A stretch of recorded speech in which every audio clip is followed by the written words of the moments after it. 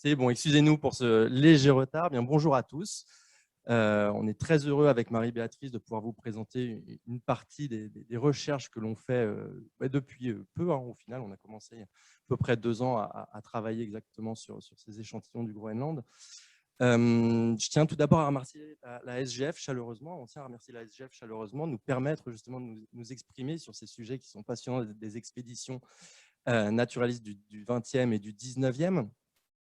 Alors, on s'adresse ici ce soir avec une double casquette, la casquette de responsable de collection. On va vous montrer qu'est-ce qu'on a dans nos collections qui peuvent avoir un intérêt particulier dans le cadre de ces expéditions, et une casquette de chercheur. Alors, effectivement, on essaye de valoriser nos collections à travers des projets scientifiques dans des axes plus ou moins divers, et ici en relation principalement avec le climat et le réchauffement climatique. Alors, le sommaire, on va vous proposer une brève histoire des expéditions polaires, en se focalisant principalement sur le Groenland. C'est vraiment sur le Groenland qu'on vise un petit peu et on essaye d'orienter nos recherches futures.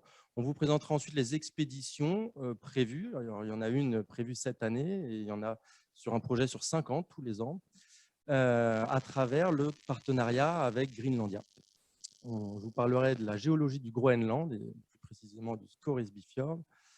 On parlera de ce qu'on a dans les collections qui proviennent des différentes expéditions, du pourquoi pas ramenées essentiellement par Charcot et les géologues à bord au muséum. Et ensuite, on terminera par discuter des projets scientifiques que l'on propose d'effectuer ces prochaines années. Merci beaucoup, Pierre. Je vais prendre ça. Alors, pour commencer cette présentation, il nous a semblé quand même fondamental de replacer notre expédition dans cette, comme vous le disiez, Pierre, une histoire des expéditions polaires et plus particulièrement de la présence des Européens au Groenland. Et peut-être que la majeure partie d'entre vous savez déjà que les premiers Européens au Groenland ont été les Vikings. Et cette histoire des Vikings au Groenland, elle a commencé par Gunnbjörn Ulfsson aux alentours de l'an 900, qui naviguaient de Norvège vers l'Islande avec son équipage. Leur embarcation a dérivé vers l'ouest, tant et si bien qu'ils ont fini par observer dans le lointain des rochers, des îlots, et qui attestaient donc de la présence d'une terre. Alors cette terre, on considère aujourd'hui qu'elle correspondait aux alentours de la ville d'Angmagsalik, un tout petit peu au sud du cercle polaire, et cette ville, elle vous est notée par un point jaune sur la carte de gauche. Alors, cette observation a été consignée, mais ils ne sont pas allés poser le pied sur cette terre. Et c'est plus tard, aux alentours de l'an 982, que vraiment commence l'aventure des Vikings au Groenland par un personnage qui est très important dans cette histoire et qui s'appelle Erik Thorvaldsson. Et Erik Thorvaldsson, on le connaît aussi sous le nom de Erik le Rouge en raison de sa barbe et de sa chevelure rousse. Alors, la particularité d'Éric le Rouge, c'est que c'était le fils d'un viking qui s'appelait Thorvald, qui avait été banni de Norvège vers l'Islande pour meurtre. Et quelques années plus tard, son fils, Éric, lui-même est banni d'Islande pour la même raison, pour meurtre, et il prend la mer en se disant qu'il va aller essayer d'explorer cette terre que les Vikings n'arrivaient pas à conquérir, et il pose le pied sur l'extrémité sud du Groenland en 982. Et pendant 3 ans, il en explore les côtes jusqu'au moment où il se décide à retourner en Islande pour revenir avec plus de monde, pour l'aider vraiment à ancrer la présence viking au Groenland. Et c'est ce qu'ils font en 985 en se distribuant jusqu'au cercle polaire. Alors, les Vikings, ils ont été présents au Groenland à peu près jusqu'à l'an 1400. Et après cette période débute ce que j'appelle ici la période de l'exploration européenne du Groenland, et on commence à en sentir les premiers frémissements aux alentours de l'an 1490 par une idée qui a été proposée à cette période par un navigateur vénitien qui naviguait sous pavillon britannique, Giovanni Caboto, qu'on connaît aussi sous le nom de John Cabot ou Jean Cabot. Et Giovanni Caboto, il propose l'idée de la possibilité de l'existence d'un passage qu'il a appelé le passage du Nord-Ouest, qui permettrait de rallier le Pacifique depuis l'Atlantique en passant par le Nord au cours d'un trajet plus court et relativement simple. Alors, il est possible qu'au cours de ces navigations, à la recherche du passage du Nord-Ouest, Giovanni Caboto ait posé le pied aussi au niveau de l'extrémité sud du Groenland, mais les sources sont vraiment incertaines sur cet aspect. Toujours est-il que ce passage du nord-ouest et la recherche du passage du nord-ouest a été vraiment un petit peu le Graal de beaucoup de ces expéditions dont on va parler rapidement maintenant. Néanmoins, le début vraiment de cette exploration européenne du Groenland, on la doit à John Davis, lui aussi navigateur britannique, et à ses navigations que vous voyez sur la carte du milieu par ses trajets en rouge. Et je vous ai positionné sur la carte de gauche les principales localités sur la côte ouest du Groenland où il aurait abordé. Alors, il faut vraiment garder présent à l'esprit que John Davis marque vraiment une période très importante dans l'exploration européenne du Groenland parce qu'il permet en quelque sorte un changement de paradigme en permettant de passer d'un Groenland, d'une terre un petit peu imaginée, rêvée, à une terre réelle et palpable en revenant avec des observations et des mesures. Et c'est par ces explorations de John Davis que vraiment débute l'épopée de la présence européenne, de l'exploration européenne du Groenland. Alors, cette épopée, elle regorge de noms, d'aventures et de mésaventures, et je n'ai absolument pas la compétence de les lister, mais je reviendrai sur quelques éléments importants, quelques histoires importantes. Et la première d'entre elles, elle intervient à peu près 250 ans après les navigations de John Davis, aux alentours de 1820 et 1822, par les navigations de William Scoresby, lui à nouveau britannique.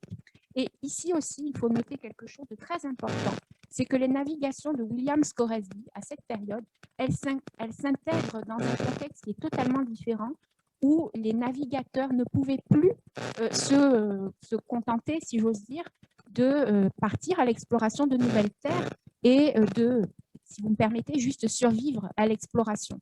Et donc, William Scoresby part aux alentours de 1820 à destination du Groenland avec pour premier objectif de faire une petite évaluation des stocks de baleines qui étaient en chute libre à ce moment-là et en parallèle avec la mission de réaliser la première exploration et le premier travail de cartographie de la côte est du Groenland qui était encore quasiment terra incognita. Il en ramène de très nombreuses cartes très détaillées et ici je vous en ai figuré deux qui illustrent deux fjords différents qui vous sont à nouveau marqués au nord du cercle polaire et qui vous sont marqués par deux ronds jaunes. Et celui qui va nous intéresser ici, c'est celui le plus au sud, le fjord de Scoresby. Alors peut-être que certains d'entre vous s'interrogent déjà de savoir quid de la France dans cette aventure. Alors comparativement, la présence de la France au Groenland, elle est relativement récente et elle débute en 1833 par Jules de Blosseville, avec Jules de Blosseville qui était au commandement du brick La Lilloise, dont vous avez une gravure en haut à droite.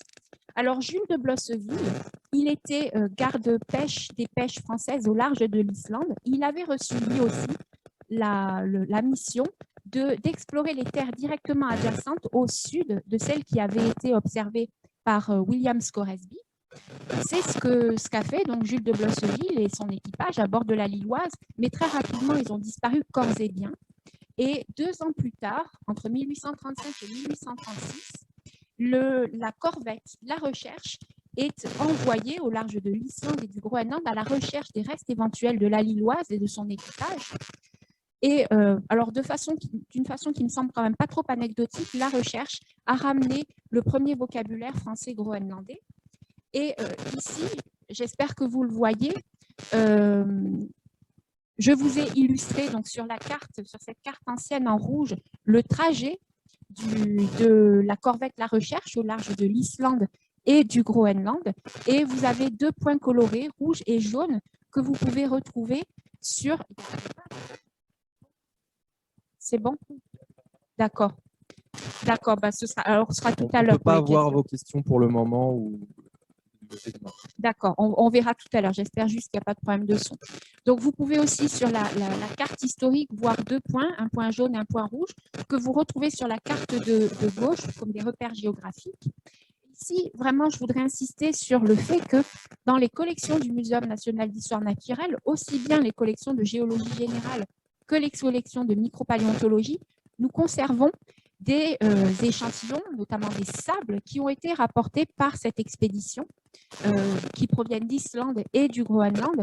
Et en haut, vous avez des photos de 2 préparations que nous conservons dans les collections de micropaléontologie. Alors, les photos ne font pas du tout honneur à la beauté des préparations. Et éventuellement, peut-être que certains d'entre vous pourront un jour venir les visiter. Ces préparations, elles correspondent à des foraminifères qui ont été extraits des sables ramenés par la recherche en 1875 par Charles Schlumberger.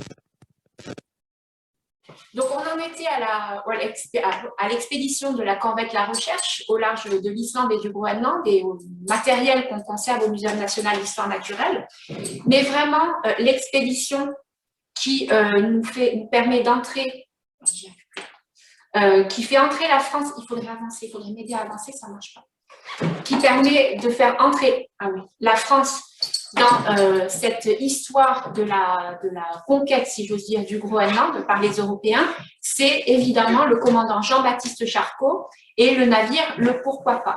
Alors, le commandant Jean-Baptiste Charcot, pas à bord du Pourquoi pas, mais à bord du Trois-Mâts Goélette, le Français avait réalisé à partir de 1903 2 hivernages en Antarctique.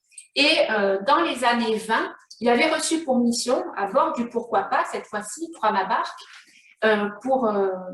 pour mission donc, de réaliser des échantillonnages de plancton, des dragages. Alors, vous avez différentes cartes ici, en Manche, en Méditerranée, dans le golfe de Gascogne et plus au nord jusqu'aux îles Féroé et aux îles Jean Mayenne.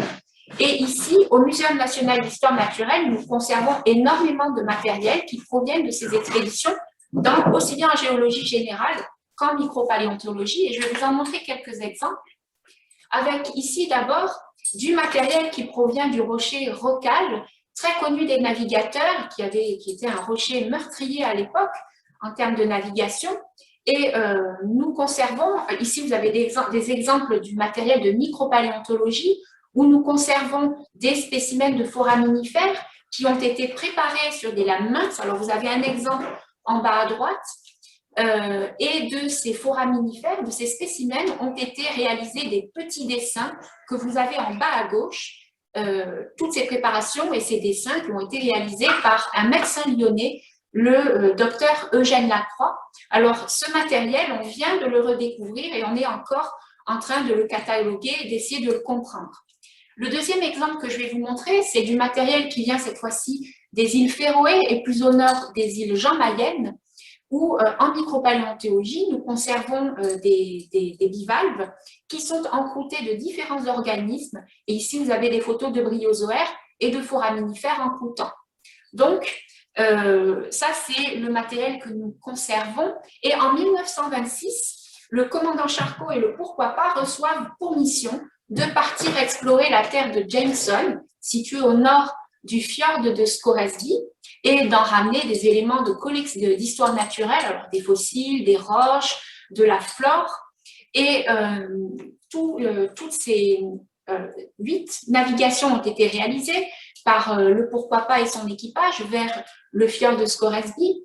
Tous les éléments de ces navigations ont été publiés dans les rapports préliminaires. Nous avons eu une demande au muséum de Vincent Hilaire, de l'équipe de Greenlandia, qui est venu et qui voulait voir du matériel du commandant Charcot, des expéditions du Pourquoi pas. Et Vincent m'a parlé pendant 1 heure, 2 heures du commandant Charcot. Il est passionné de ça et il a monté une initiative, maintenant ça fait plusieurs années, qui s'appelle Greenlandia. Et en partenariat avec Greenlandia, nous avons décidé de lancer des projets d'expédition en lien avec la science et la géologie.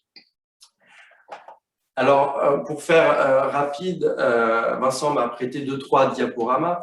Greenlandia, l'idée, c'est vraiment de sensibiliser le jeune public et le grand public, particulièrement aux questions de réchauffement climatique, à travers une vision un peu originale, qui est de partir de la parole des populations inuites, notamment de la ville d'Itokortormit, qui avait tissé des liens avec le commandant Charcot un peu particuliers.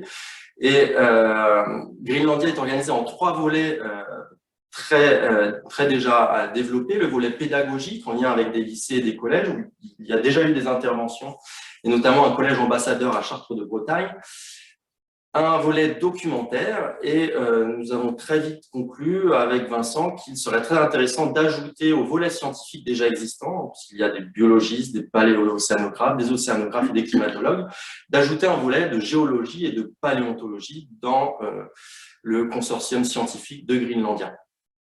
Alors, Greenlandia prévoit de partir plusieurs années, sur 5 ans, tous les ans, à Itokortormit pour développer des projets d'ethnologie et autres. Alors, cette zone, elle est extrêmement intéressante. Quand on en a discuté, bien sûr, en tant que géologue, on connaît le Groenland, parce que vous allez voir, c'est une terre vraiment très intéressante à différents points de vue. Mais le Scoresby Fjord, il est d'autant plus intéressant quand on fait de la paléoclimatologie ou du paléo-environnement. Donc, je vais vous parler rapidement de la géologie du Groenland. Je vais vous montrer ensuite ce qu'on a dans les collections de géologie générale de Charcot et de ces expéditions dans le Scoresby Fjord, pour partir vraiment de ce qu'on a, pour vous montrer un peu le cheminement qu'on a suivi pour proposer des projets scientifiques en lien avec ces expéditions. Alors, le Groenland, comme vous le voyez sur la carte en bas à gauche, c'est un terrain qui est grandement couvert par les glaces, mais sur les côtes, on voit beaucoup de couleurs. Sur une carte géologique comme ça, quand on voit beaucoup de couleurs, c'est qu'il y a beaucoup de terrains d'âge très différents. Et le Groenland, c'est un terrain qui est très connu des géologues, parce qu'il contient notamment les roches sédimentaires les plus vieilles de la surface de la planète. C'est plutôt dans la partie au sud-ouest. Tout ce qui est rouge ici, c'est des roches de 3,5 milliards, 3,7 milliards. Et vous connaissez peut-être la controverse qu'il y a. Hein. Vous voyez ici, c'est une frise des temps chronologiques. À gauche, c'est le papier qui propose les premières traces de vie, les plus anciennes traces de vie sur Terre. Et forcément, ces sédiments proviennent du Groenland, du sud du Groenland. Donc, c'est des roches extrêmement anciennes, mais on balaye tout un spectre de temps et d'histoire géologique très large, très vaste. Quand on remonte au nord, on a beaucoup de terrains cambriens. Et quand on va à l'est, ce qui a été beaucoup moins exploré dû aux conditions d'accessibilité, on balaye des terrains allant du Crétacé jusqu'au Paléoprotérozoïque. Donc, vraiment de 30 millions d'années à peu près à 60 millions d'années, 30 millions d'années à 2,5 milliards, 2,6 milliards. Alors, donc, un intérêt géologique extrêmement important. Ce sont des terrains extrêmement bien préservés, en plus rabotés par l'action des glaciers, donc très visibles. Et quand on zoome sur le Scoresby Fjord, on voit que la majeure partie du Jensonland, c'est du Jurassique. Et si vous regardez le violet, c'est du Trias. Donc, la transition Trias-Jurassique, elle affleure très bien dans cette zone ici. Et vers le nord, on remonte vers des sédiments beaucoup plus anciens. Bon, alors ces terres ont déjà été étudiées beaucoup par des paléontologues. Pourquoi? Parce que c'est un trésor paléontologique. C'est très fossilifère. On a beaucoup de fossiles de tétrapodes, beaucoup de fossiles des crocodiliens et autres. Donc, il y a un intérêt en plus géologique, paléontologique important. Et dans ce qui nous concerne avec Marie-Béatrice, il y a aussi un intérêt historique et patrimonial. Pourquoi? Parce que dans les collections de géologie générale et de paléontologie, nous détenons une partie des roches revenues en 1926, 1933, 1934. Alors, on a commencé un travail de recherche. Alors, la collection de géologie du muséum, c'est 12 800 tiroirs. Tout n'a pas été informatisé, hein, à peu près 10%. Donc, on a 12 réserves, 3 bâtiments, plus de 210 tonnes de roches. Donc, rechercher dans tous ces tiroirs, ça prend du temps et c'est pas évident, surtout que parfois on tombe vers des choses qui n'ont jamais été inventées. Ici, je vous mets l'exemple de 2 caisses qu'on a retrouvées la semaine dernière, pas plus tard que la semaine dernière, qui correspondent à des expéditions de Jean-Baptiste Charcot aux îles Féroé à Jean Mayenne, 1909-1912. Et c'est des caisses qui n'avaient pas encore été ouvertes. Je pense que l'emballage des roches est l'emballage initial. On retrouve vraiment les sacs typiques. Mais on peut retrouver parfois même des objets un peu insolites. Alors, Marie-Béatrice, vous parlez de Roccal. Je vous montre ici ce qu'on a retrouvé aussi, ce que Jean-Pierre Laurent a retrouvé dans un des tiroirs. C'est une petite maquette de Roccal qui avait été façonnée dans le bateau même lors de l'expédition de 1922. Et alors, on ne sait pas qui l'a faite, cette maquette. Ce serait intéressant de savoir si c'est Charcot, le commandant Charcot, parce que Anne Manicou nous disait que Jean-Baptiste Charcot était passionné de sculpture de bois. On ne peut pas imaginer ça. Mais on retrouve, alors regardez la précision, hein, le rocher Roccal, ça ressemble quand même pas là. Mais on retrouve aussi des choses qui vont nous intéresser plus pour la science. On retrouve des sables avec une position exacte, des coordonnées. et autres. Et grâce à l'aide de Caroline Noyes et Jean-Pierre Laurent du récollement et de l'inventaire sur les grandes expéditions, on a retrouvé pas mal de roches déjà qu'on a reconditionnées. Et sur ces roches, ce qui est très intéressant, c'est qu'on a des encroûtements, des incrustations parfois de bryozoaires ou de foraminifères.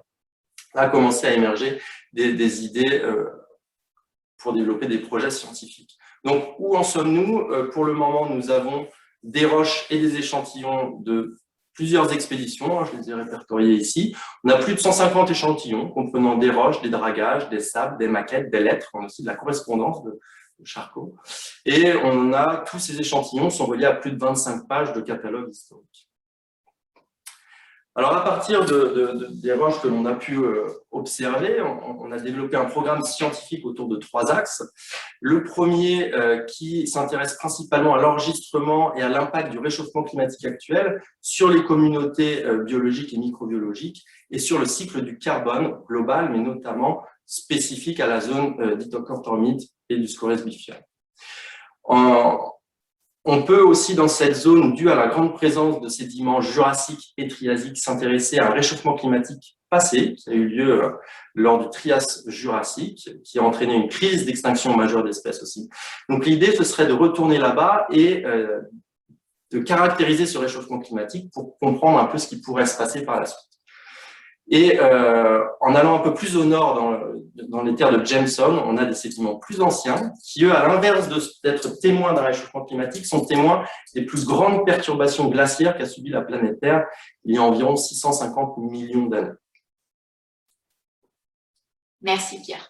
Alors, comme Pierre vient de vous l'exposer, le premier volet scientifique auquel on va s'intéresser, c'est celui du changement climatique en cours.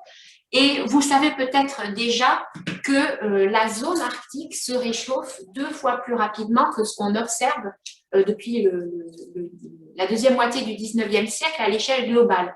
Et cette tendance, vous pouvez la retrouver sur ces 2 cartes qui vous présentent les changements de la température de l'air en haut et des précipitations en bas jusqu'en 2100. Alors, si on s'intéresse à la première carte des températures de l'air, vous voyez très nettement que la zone arctique va être la plus affectée par ces augmentations des températures avec des zones qui vont voir des augmentations de plus 8 degrés Celsius. Et de la même façon, concernant les précipitations, où vous voyez les changements, les accroissements de précipitations qui sont en degrés de bleu, en niveau de bleu, la zone arctique va être elle aussi très affectée et principalement la zone nord du Groenland. Et si on s'intéresse donc plus précisément au Groenland, ici vous avez 2 cartes qui sont très importantes, qui vous illustrent les grandes zones climatiques du Groenland, d'abord en haut de 1980 à 2016 et en bas jusqu'à 2100. Et s'il y a vraiment une chose qu'il faut retenir de ces 2 cartes, c'est la diminution drastique de la surface occupée par cette zone ici en gris foncé qui correspond à la zone englacée. Et cette fonte des glaces, on peut la voir à différentes échelles de temps et différentes échelles d'espace, comme sur ces photos satellitaires d'un fjord non loin de la ville d'Angmagsalik qu'on a évoqué déjà tout à l'heure et qui vous est représenté par un point jaune sur la carte du haut. Alors, ces photos, elles ont été prises entre 2001, c'est la photo du bas, et 2005, c'est la photo du haut, et vous y voyez très clairement le recul dans le temps du front du glacier.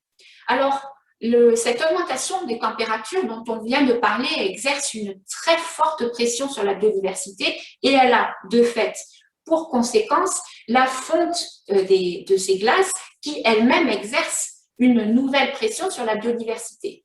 Et il y a plusieurs façons d'étudier la façon dont les communautés vivantes réagissent à ces changements climatiques et environnementaux et éventuellement même de réussir à tirer des informations de ces communautés sur ces changements. Et la façon que nous avons choisi de travailler, ça va être de s'intéresser à des micro-organismes qui se développent dans les sédiments du fond du fjord et donc qui va nous amener à étudier les sables du fjord de Scoresby. Et ici, je vous illustre 3 grandes collections de la collection de sable du Muséum national d'histoire naturelle. Et je vous rappelle, mais vous le savez peut-être déjà, que pour les micropaléontologues, les collectes de sable à différents endroits dans le monde et différents environnements, c'est une tradition séculaire, mais pas uniquement pour les micropaléontologues. Et ici, ces 3 collections illustrent 3 grandes expéditions, 3 périodes, avec d'abord en haut les sables de la collection d'Alcide d'Orbigny, qui illustrent des collectes qui ont été réalisées au début du 19e siècle par Alcide d'Orbigny, par son père, par des collaborateurs, mais aussi par de grandes expéditions comme celle de la recherche dont on a parlé tout à l'heure. En bas à gauche, vous avez une petite idée des sables qui constituent la collection La Pérouse, qui a été récoltée en 1926 et pas avant, peut-être que ça vous évoquera quelque chose, en 1926 au large de ce qui est maintenant le Vietnam. Et en bas à droite, une collection encore plus récente, la collection Cousteau, qui représente ici des sables qui ont été collectés lors de la toute première expédition du navire La Calypso en 1952 en mer Rouge. Alors, si on s'intéresse à ces sables, à leur contenu, on se rend compte qu'il y a une très grande variété de sables. Et ici, je vous en illustre 4 exemples, avec d'abord en haut à gauche, un exemple d'un sable issu d'une baie en mer d'Andaman, où pratiquement tous les éléments sont composés par des restes de micro-organismes dont on va parler tout à l'heure. À droite, toujours en haut, un sable corallien qui vient d'un lagon de Polynésie française, où ici aussi tous les éléments sont organiques. On y retrouve des foraminifères, des gastéropodes, des éléments évidemment de coraux, des éléments d'échinodermes.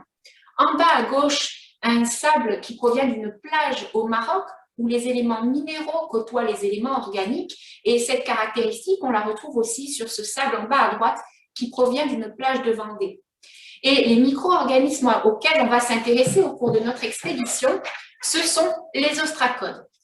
Alors, les ostracodes, vous en avez plusieurs exemples ici, des spécimens récents à droite, des spécimens également fossiles en bas à droite. Et la petite vidéo que vous voyez, c'est une reconstitution en 3 dimensions d'un ostracode actuel de Polynésie française. Alors, les ostracodes, ce sont des microcrustacés dont les dimensions générales ne dépassent pas le millimètre. Et leur caractéristique, comme vous pouvez le voir sur la vidéo, c'est qu'ils sont composés d'une petite carapace qui est faite de 2 valves calcifiées qui sont articulées dorsalement et qui protègent et enserrent les parties molles et les appendices de ces organismes. Alors, dans les milieux marins, ils ont une très longue histoire évolutive. On les y connaît depuis quasiment 500 millions d'années. Vous avez des exemples fossiles en bas à droite. Et leur caractéristique, c'est qu'ils sont dans leur grande majorité benthiques, c'est-à-dire associés au sédiment, sur le sédiment ou dans le sédiment. Et ce sont des organismes qui sont très sensibles à leur milieu de vie. Et je vais vous montrer 2 exemples de cette sensibilité qui sont des exemples dont on va pouvoir utiliser la substantifique moelle lors de notre expédition.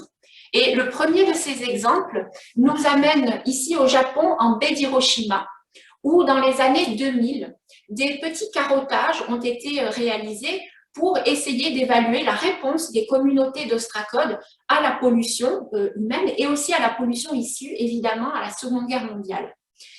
Alors, on s'est rendu compte au cours de ces travaux que les ostracodes ont 2 types de réponses à la pollution. D'abord, une réponse à l'échelle de la communauté, des populations, où on observe d'abord une réduction de leur densité en milieu pollué, c'est-à-dire que pour une même surface, il y a moins d'ostracodes en milieu pollué qu'en milieu non pollué. Et on observe aussi une augmentation de ce qu'on appelle l'équitabilité, c'est-à-dire qu'en milieu pollué, les espèces qui étaient normalement très dominantes sont un peu moins dominantes et les espèces qui étaient très secondaires sont un peu moins secondaires. Alors, on a observé aussi un autre type de réponse à la pollution et c'est une réponse qui, cette fois-ci, est observable au niveau des espèces. Et ici, vous en avez 2 exemples qui sont très caractéristiques. On a d'abord l'ostracode de gauche qui, de son nom, s'appelle Bicornuciter bisanensis. Et la caractéristique qu'on a pu observer pour cette espèce, c'est qu'elle apparaît très résistante à la pollution, comme le montre son augmentation d'abondance dans les niveaux pollués. Et donc, cette espèce est très résistante. Et au contraire, l'espèce de droite, Callistoliciter alata, elle, montre une réduction drastique de son abondance dans les niveaux pollués. Donc, elle apparaît comme très sensible. Et ce qu'ici, je veux vous montrer, c'est que l'étude de ces espèces qui sont déterminées comme résistantes ou sensibles, de leur fréquence relative et également des changements éventuels de la structuration des communautés, vont nous permettre d'avoir des indicateurs de pollution et d'étudier leur évolution dans le temps. Ça, c'était le premier exemple que je voulais vous montrer. Et le deuxième exemple, c'est l'exemple que vous voyez sans doute mieux que moi de cet ostracode qui est très connu au sein du monde des ostracodologistes et qui s'appelle Cyprideis torosa. Alors, Cyprideis torosa, comme tous les ostracodes, possède des pores dont certains sont appelés des pores criblés. Alors, et vous en avez quelques exemples sur ces photos au microscope électronique à balayage. La particularité des pores criblés, c'est que les orifices des pores sont partiellement couverts par des espèces de tamis. Et chez Cyprideis torosa, la particularité, c'est qu'on connaît plusieurs morphologies chez ces pores, des pores qui sont arrondis, d'autres qui sont allongés et d'autres enfin qui sont irréguliers. Et on s'est rendu compte que la proportion de ces différents pores est fonction de la salinité des eaux. La deuxième caractéristique de Cyprideis torosa qui rend cette espèce extrêmement intéressante pour beaucoup d'ostracodologistes, c'est l'apparition dans certaines conditions de salinité de nodules. Et vous pouvez les voir, j'imagine, sur les photographies au microscope électronique à balayage, très gros nodules sur la surface des valves, l'apparition de ces nodules est elle aussi liée à la baisse de la salinité. Alors, vous avez un exemple d'une étude qui a été aussi publiée en 2004 sur un gradient des populations de Cyprideis torosa, sur un gradient de salinité en Allemagne jusqu'à la mer Baltique, et où vous pouvez voir très nettement que les spécimens qui sont associés à des eaux très peu salines montrent une abondance de ces gros nodules et que plus on s'approche des milieux marins francs, plus les carapaces deviennent lisses. Donc, ces deux outils ici, des pores criblés, des nodules chez Cyprideis torosa, mais aussi chez d'autres espèces d'ostracodes, vont être des outils très importants pour étudier les fluctuations de la salinité qui sont liées à la fonte des glaces dont on a parlé tout à l'heure. Donc, les échantillons qu'on va étudier, on a beaucoup discuté de la meilleure façon pour les échantillonner et on s'est arrêté sur l'utilisation d'une benne qu'on appelle une benne Van Veen. Vous en avez une photo en haut à droite et le fonctionnement de cette benne est très simple. Alors, elle est constituée de deux mâchoires. Vous avez le fonctionnement en bas à gauche. Donc, cette benne Van Veen est reliée à un treuil au bateau. Les mâchoires sont armées, ouvertes. On lâche le treuil au travers de la colonne d'eau et au contact avec le sédiment, les mâchoires se referment de façon hermétique et on remonte la benne jusque sur le bateau et on peut alors récupérer le contenu et donc avoir une bonne visibilité du sédiment à l'endroit d'échantillonnage. Alors, on a évoqué tout à l'heure déjà au cours de nos deux discussions, les endroits où nous allons échantillonner. L'idée, c'est réellement de réaliser des échantillonnages aux endroits exacts qui ont été collectés par le pourquoi pas au cours de ces expéditions, plus particulièrement dans le Scoresby-Sund et ce matériel auquel donc, nous avons accès dans les collections. Et je précise quand même, parce que ça a du sens, qu'en 1996, les ostracodes du Scoresby-Sund ont été étudiés. Et sur cette carte à droite, vous pouvez voir les différents points de collecte. Alors, ces travaux ont permis de documenter une grande abondance, une grande diversité des ostracodes dans le Scoresby-Sund à cette époque. Et alors, ce qu'on envisage de faire, donc, c'est d'ouvrir différentes fenêtres temporelles sur l'évolution de ces petits écosystèmes marins au cours du temps. D'abord, au moment des expéditions du pourquoi pas, entre 1925 et 1936, en 1996, grâce à ces travaux qui ont été publiés, et aujourd'hui, grâce à l'expédition de Greenlandia. Alors, on pourra étudier plusieurs aspects. On a abordé ça tout à l'heure, les changements climatiques et environnementaux par la composition des assemblages, par leurs caractéristiques, et ça, je n'ai pas vraiment le temps de l'évoquer ici plus avant, mais aussi les caractéristiques de développement de certaines espèces qui peuvent être ralenties ou au contraire accélérées dans certaines conditions un peu stressantes. Et notons aussi que ce matériel, l'étude des ostracodes et des foraminifères, nous permettra également de travailler sur la pollution dans le Scoresby-Sous, parce qu'il faut garder très présent à l'esprit que les expéditions du pourquoi pas au Groenland correspondent avec l'établissement réellement du village d'Itokortormit dont Pierre a parlé, et on peut envisager, même si ce village reste relativement modeste au plan de sa taille, on peut envisager l'étude d'une évolution de la pollution dans ce fjord, et à terme, pourquoi pas étendre notre étude sur le changement climatique et environnemental en s'intéressant à du matériel de collection dont on a déjà parlé tout à l'heure, qui a été ramené du Groenland par la corvette La Recherche.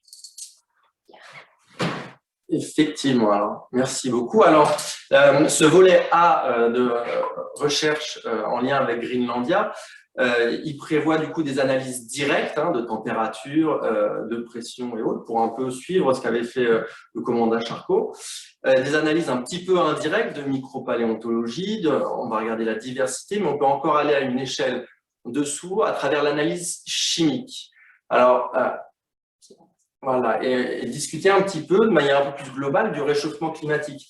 Ici, je vous ai mis la concentration en CO2 atmosphérique à partir du XVIIIe siècle. Et alors ça, on le connaît, c'est la courbe bleue, à partir de l'analyse des bulles de glace en Antarctique. Et du coup, ce que l'on voit, c'est que la concentration en CO2 augmente de manière exponentielle, avec une pente qui s'accentue vers les années 50. La courbe rouge correspond à la composition isotopique de ce CO2. C'est comme un traceur chimique de ce CO2 qui nous donne une information sur d'où provient ce CO2 émis. Et lorsque l'on voit une covariation négative entre ces deux courbes, en tant que géochimiste, on interprète ça comme un mélange entre deux pôles, effectivement. Le pôle en haut à gauche, atmosphérique, et le pôle en bas à droite, qui est un pôle de carbone qui est très riche en carbone 12.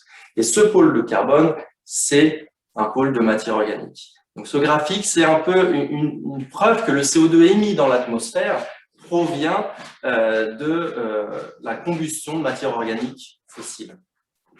Ce qui est intéressant, c'est que cette composition isotopique, elle varie dans le temps et elle augmente, en gros, elle diminue chaque année avec la concentration qui augmente. Et ce CO2 atmosphérique diffuse dans l'océan. Et du coup, on peut voir cette augmentation du CO2 atmosphérique dans les glaces, c'est le schéma que je vous ai montré, mais on peut le voir aussi dans l'eau, parce que ce CO2 diffuse dans l'eau, et c'est enregistré dans la coquille calcaire des organismes carbonatés lorsque ceux-ci précipitent des carbonates. D'où l'intérêt d'aller chercher par la suite des échantillons qui contiennent des carbonates comme les ostracodes, comme les foraminifères ou les bryozoaires, et de les comparer avec l'échantillon que je vous ai présenté tout à l'heure, qui contient à sa surface des bryozoaires incrustés. En comparant la chimie des carbonates de ces foraminifères, des bryozoaires et des bryozoaires de cette roche, avec un échantillonnage une centaine d'années après, on pourra voir l'impact du réchauffement climatique sur la chimie environnementale dans le Scoresby Fjord. On pourra coupler cela à… nous sommes en relation avec l'équipe de paléoentomologistes et d'entomologistes du muséum, avec une évolution de la biodiversité au niveau des insectes, et aussi avec l'Université de Brest pour regarder la composition en microplastique des sables que nous ramenons. Alors, on vous a montré le volet A qu'on a bien développé, qu'on a développé un petit peu plus, les deux autres vont être plus rapides. Alors, on s'est intéressé sur le réchauffement climatique actuel, et l'intérêt, c'est de comparer ça avec un réchauffement climatique passé. À la limite Trias-Jurassique, il a été montré que, c'est le papier ici que je vous montre, que les concentrations en CO2 atmosphérique ont augmenté entre 500 ppm et de 500 ppm vers 1500 ppm il y a à peu près 200 millions d'années. Cette augmentation, c'est l'augmentation qu'on s'attend à avoir très prochainement, et du coup, ce qui est très intéressant, c'est d'aller rééchantillonner cette transition et de regarder l'évolution de la biodiversité sur la base de taxons bien spécifiques. et d'essayer de bien caractériser ce réchauffement climatique. Pour cela, nous irons dans l'Urinlet. L'idée, ce serait de faire 3 logs stratigraphiques qui passent à travers cette transition du Trias-Jurassique. Le dernier point que nous aimerions aborder quant aux futures expéditions que nous aimerions effectuer, ça se trouve dans les sédiments au nord du Jameson Land, qui sont plus anciens, qui remontent à 900-800 millions d'années, et qui enregistrent des phénomènes climatiques extrêmes, ce que sont les plus grandes périodes glaciaires qu'ait subi la planète Terre. Et ces épisodes ont pris le nom de Snowball Earth, parce que ces épisodes glaciaires étaient tellement extrêmes que la planète s'est retrouvée entièrement couverte de glace pendant plusieurs millions d'années, affectant complètement et redistribuant complètement la biomasse à la surface de la planète. Et alors cette glaciation, les témoins, si les photos que je vous montre ici, ce sont des diamictites. Les diamictites, ce sont des roches qu'on appelle tilites quand elles sont reliées à un environnement glaciaire. Et ces tilites, étrangement, on les retrouve à la surface de tous les continents actuels. Et on en retrouve tous datés entre 650 millions d'années et 635 millions d'années. Comment se forme rapidement une diamictite? Ici, vous avez en haut à gauche ce qu'on appelle un dropstone. C'est une roche qui est transportée par les glaciers. Et le glacier, lorsqu'il avance et un iceberg se détache, il va transporter ce bloc. Lorsque l'iceberg va fondre, ce bloc va tomber littéralement et déformer la matrice sédimentaire marine que vous voyez en haut à gauche. Et ça, c'est caractéristique d'un environnement glaciaire. Quand on voit ça, on sait qu'il y a une glaciation à l'époque. Alors, ce qui est intéressant, c'est que ces roches, on les retrouve un petit peu partout actuellement à la surface de la planète. Donc, on peut penser que c'était une glaciation relativement importante. Et lorsque l'on fait une reconstruction paléogéographique en utilisant le paléomagnétisme, on a la position des continents à l'époque. Et ce que l'on voit, c'est que la plupart des continents étaient au niveau de l'équateur et dans le 30 degrés dans les tropiques. Donc, beaucoup de glace au niveau des tropiques, donc une glaciation vraiment très importante. Et par effet d'albédo, comme on réémet les rayons du soleil, l'idée c'est qu'on englace la Terre entièrement, on tombe dans une Terre où il fait moins 50 degrés en moyenne et recouvert de 1000 mètres de glace. Ce qui veut dire que tout arrête, l'arrêt de la photosynthèse totale, la biomasse diminue grandement. Alors, ce qui est encore plus surprenant, c'est que cette couche de diamictite que vous voyez en bas sur cette photo, en Namibie, elle est directement surmontée d'une couche de dolomie de carbonate. Et cette dolomie, on le voit dans toutes les sections néoprotérozoïques, elle contient des stromatolites. On le voit en Namibie, au Brésil, un petit peu partout. Et cette dolomie témoigne du passage d'un environnement extrêmement froid à une période qu'on appelle greenhouse period, qui est une période de réchauffement extrême. On passe de moins 50 degrés à plus 40, plus 50 degrés de moyenne à la surface de la planète. Donc, c'est une perturbation extrême qui est très intéressante à étudier. Et l'endroit rêvé pour les géologues, c'est en haut à gauche. Pourquoi? Parce que les sections affleurant là-bas sont extrêmement bien préservées. On a analysé des sections de Namibie, on a analysé des sections du Brésil. Les sections du Groenland Nord ont très peu été analysées pour le moment. Donc voilà, l'idée c'est d'étudier le réchauffement climatique actuel, un réchauffement climatique passé et une période glaciaire extrême passée. Alors, on voulait partir cette année et l'année prochaine en se focalisant principalement sur le volet A et B du projet scientifique, d'où le départ qui était prévu de Marie-Béatrice Forel et de moi-même pour faire le lien direct avec les collections. Et après, sur les années 2023 et 2024, commencer à aborder le projet glaciation extrême. Alors, est-ce que ça passe? Non, un petit souci. Alors, où en sommes-nous au niveau, tu peux passer la diapo. Voilà, où en sommes-nous au niveau des missions? Alors, il y a eu une semaine, il y a 2 semaines, on partait, et il y a une semaine, le no-go a été prononcé par l'équipe Greenlandia qui a fait de son mieux pour essayer d'aller jusqu'au bout. Le bateau était déjà sélectionné, on a fait une liste de matériel, on a acheté du matériel, tout est prêt.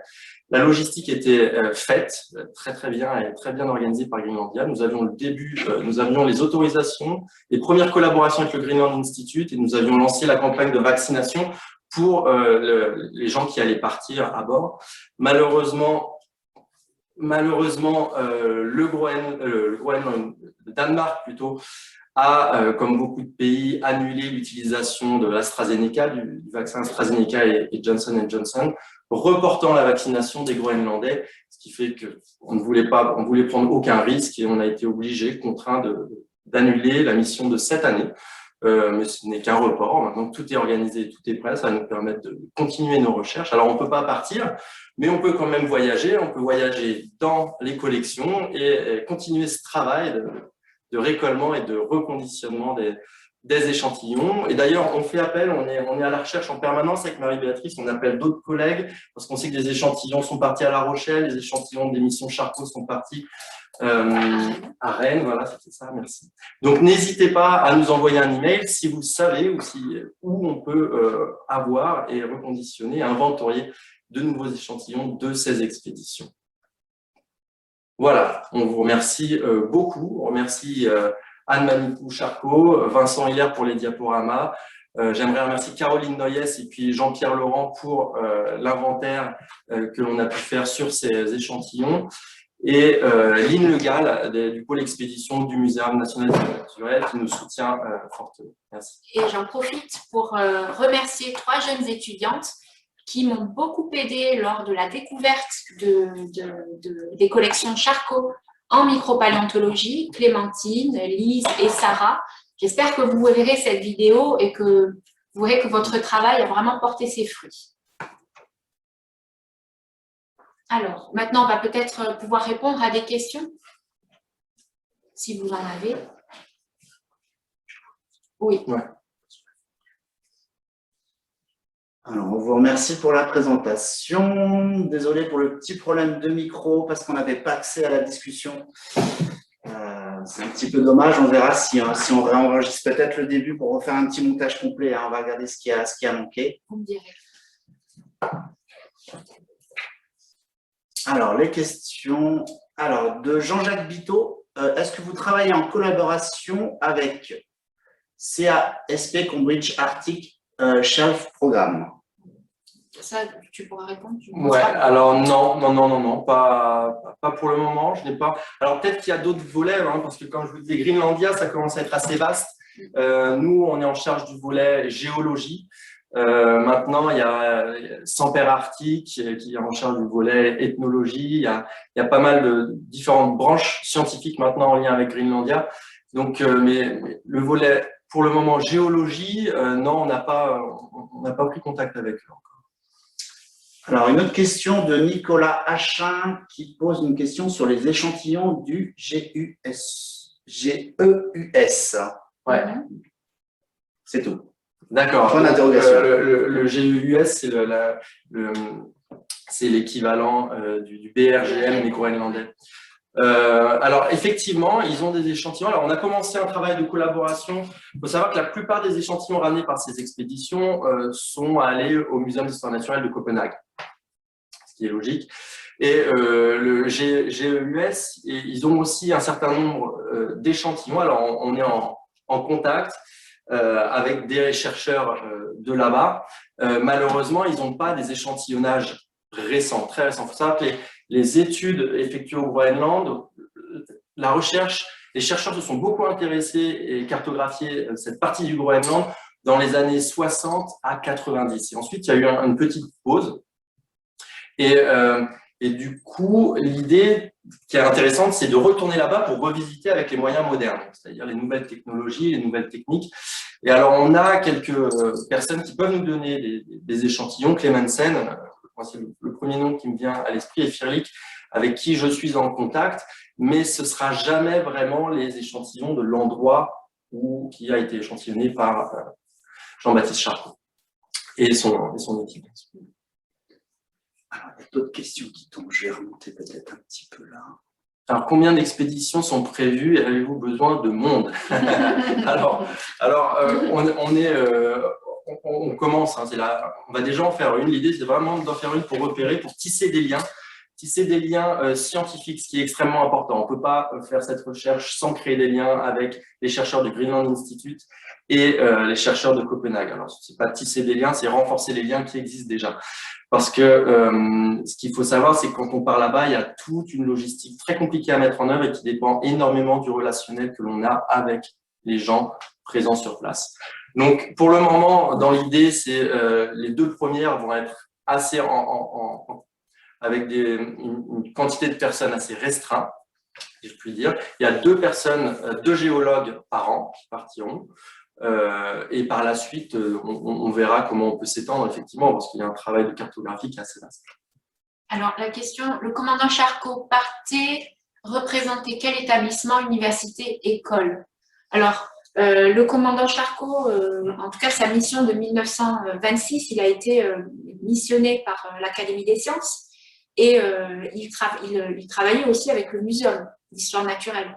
C'est la raison pour laquelle Pierre, dans ses collections, a beaucoup de matériel qui a été ramené de ses différentes expéditions. Mais la particularité de l'époque, c'est que, entre guillemets, on lui passait aussi des commandes.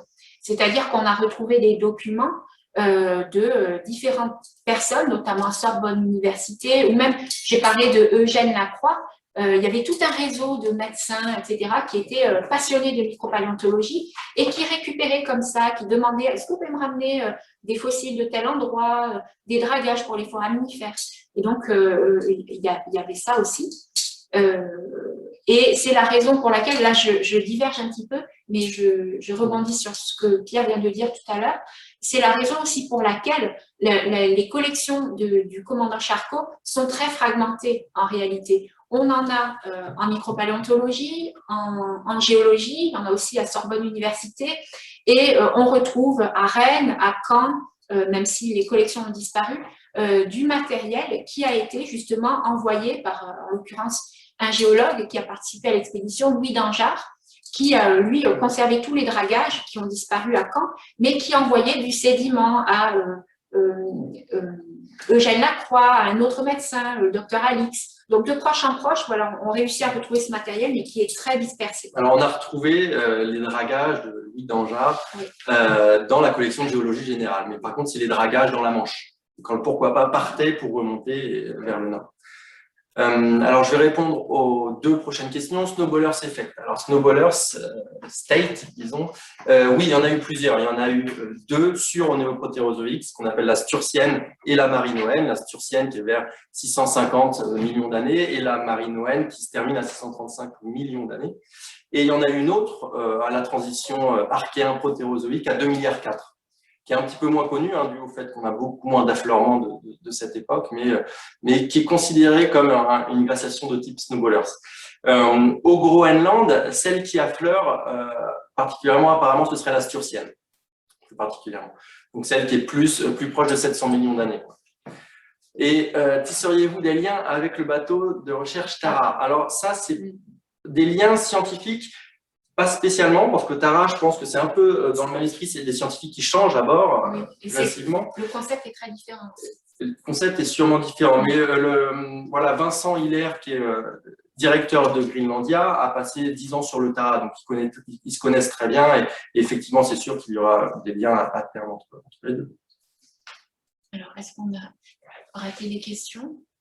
Je ne crois pas, j'étais revenu en arrière. Snowball. Alors, repréciser quand vous partez. Alors, théoriquement, on devait partir cette année en août. Normalement, c'était du 12 au 21 août. Normalement, au départ, on devait partir un mois. Après, ça a diminué. Après, ça a décalé en fonction de la vaccination. Et là, ça a été annulé. Donc, maintenant, c'est l'année prochaine. On espère partir un petit peu plus tôt.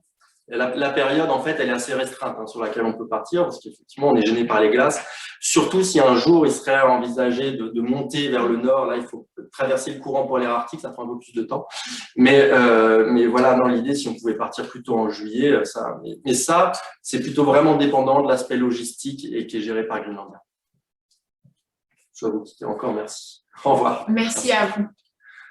Alors, on nous demande où sera disponible la vidéo de cette conférence. En fait, c'est sur la chaîne YouTube de l'AGF et vous recevrez en fait dès demain, pour tous ceux qui sont inscrits via Zoom, le lien direct. Mais sinon, si vous tapez SGF YouTube, vous allez la retrouver soit cet après-midi ou demain.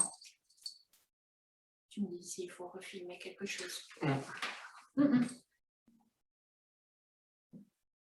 Alors, vous parliez d'échantillons à Rennes, je travaille au labo Géo. Alors, vous parliez d'échantillons à Rennes, je travaille au labo Géosciences Rennes. Si vous avez besoin d'aide pour retrouver ces échantillons, n'hésitez pas pour que je le sente. Merci beaucoup. Alors, en fait, on a déjà été en contact avec, pardon, j'ai oublié son nom, pardon, avec des personnes voilà, qui s'occupent de ces collections et qui nous ont indiqué que, je ne sais pas si vous vous souvenez, dans la présentation, dans la toute première partie, on voit des préparations de microfossiles de foraminifères.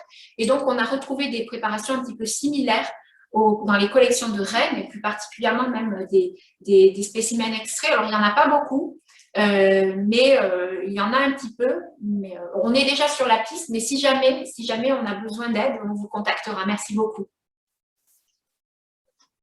Le souci qu'on a avec retrouver ces collections-là, c'est qu'elles sont avant la Seconde Guerre mondiale et beaucoup de ces collections ont disparu au moment de la guerre et ont été détruites même pendant la guerre. C'est ce qui est probablement le cas à Caen. À Caen, c'est ça. Et nous, au muséum, on a la chance d'avoir pu préserver les échantillons.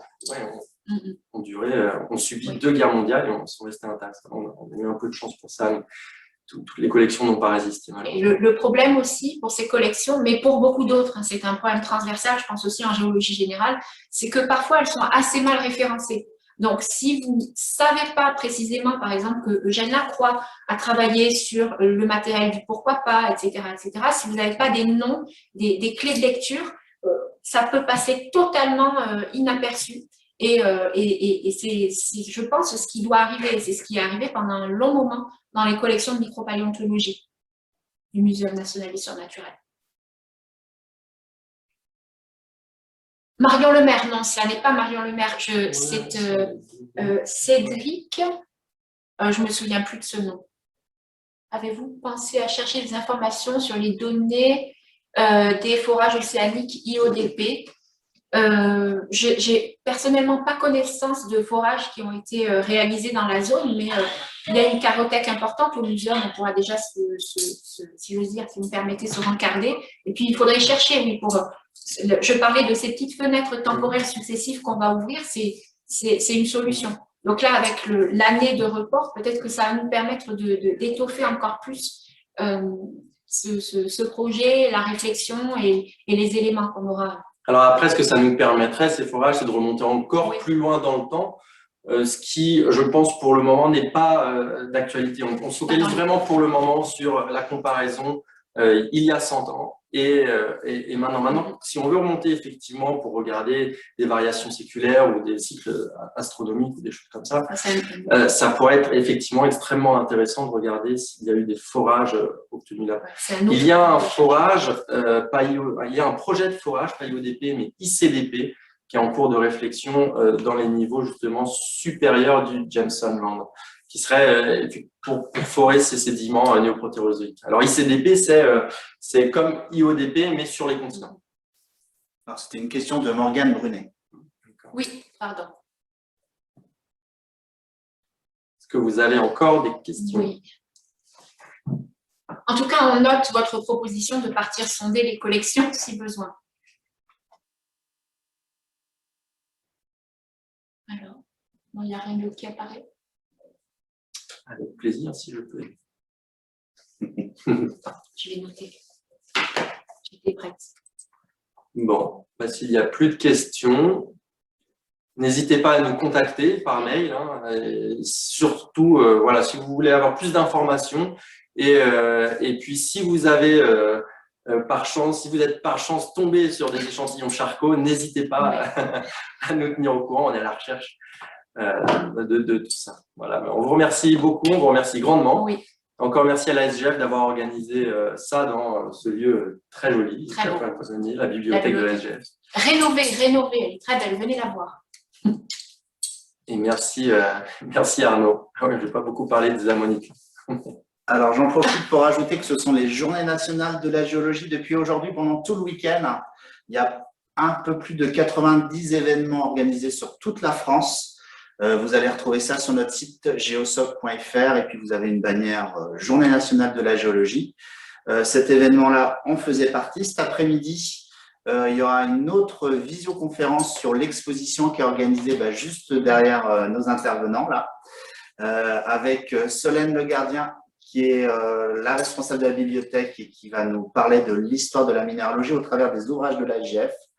et avec comme intervenant aussi François Farge qui viendra nous parler des systèmes cristallins pendant un petit quart d'heure. Et tout cela, ça sera également en visio à partir de 14h30. Vous pouvez vous inscrire comme vous l'avez fait pour Groenland.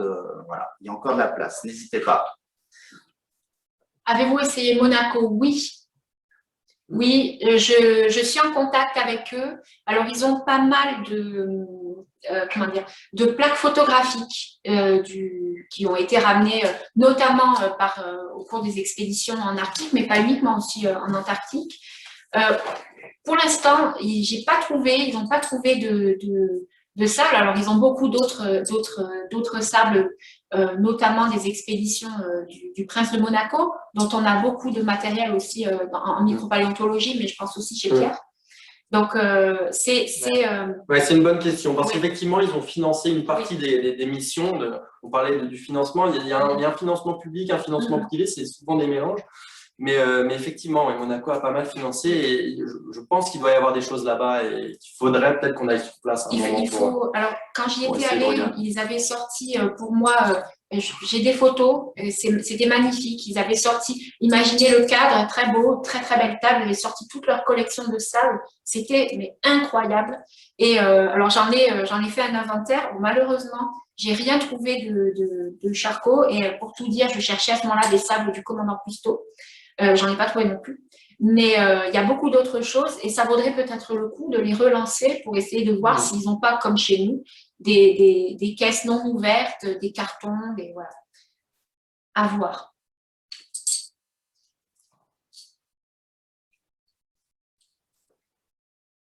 Bon, merci beaucoup. Au revoir à tous. Et n'hésitez pas à nous contacter encore une fois. Et on vous tiendra au courant de nos aventures. Au revoir. Au revoir à tous.